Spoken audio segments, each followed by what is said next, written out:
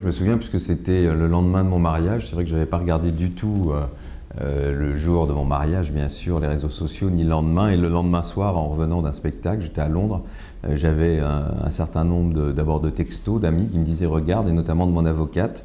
Et puis j'ai vu évidemment tous ces tweets et paradoxalement, c'est pas les menaces de mort et tout ça qui m'ont le plus marqué, c'est le fait qu'il ait mis un drap blanc avec des excréments dessus en mettant le mariage est consommé. C'était d'une très grande violence. Et je me suis dit, si ça me touche autant, qu'est-ce que ça doit être pour un jeune gay, pour une jeune lesbienne qui découvre cette violence et cette haine, et qu'à un moment, il fallait pouvoir dire à tous ces gens qui expriment leur haine sur les réseaux sociaux que c'est pas une zone d'impunité.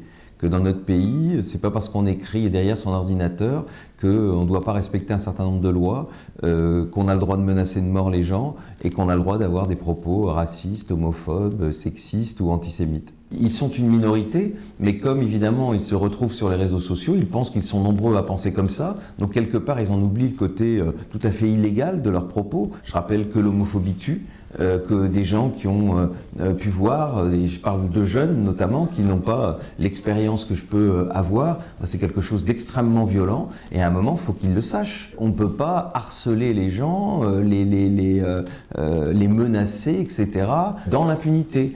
Et jusqu'à aujourd'hui, il n'y a pas eu assez de décisions de justice, parce qu'évidemment, vous savez, ça coûte cher aussi d'aller en justice, c'est long, mais je pense que symboliquement, il y a un certain nombre de lignes rouges qu'il ne faut pas dépasser. Là, cet internaute avait dépassé les lignes rouges, et donc il fallait en tout cas montrer qu'on pouvait porter plainte, et que ces personnes pouvaient être condamnées, et je pense que ça doit en faire réfléchir certains aujourd'hui.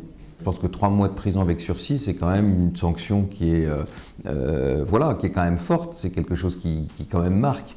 Maintenant, il est évident que pour d'autres, qui continuent à faire ça, il faudra qu'il y ait des peines qui soient plus fortes. Mais je pense que dans un premier temps, pour quelqu'un qui n'a pas d'antécédent, oui, c'est un signal fort que donne la justice. Maintenant, il va falloir aussi que les réseaux sociaux fassent aussi leur travail. Depuis plusieurs semaines, il y a 2 comptes qui m'insultent moi et plein d'autres, qui tiennent des propos homophobes, des propos menaçants. Ces comptes existent toujours, malgré tous les signalements qui sont faits par les internautes, notamment un compte qui s'appelle Anti-PD.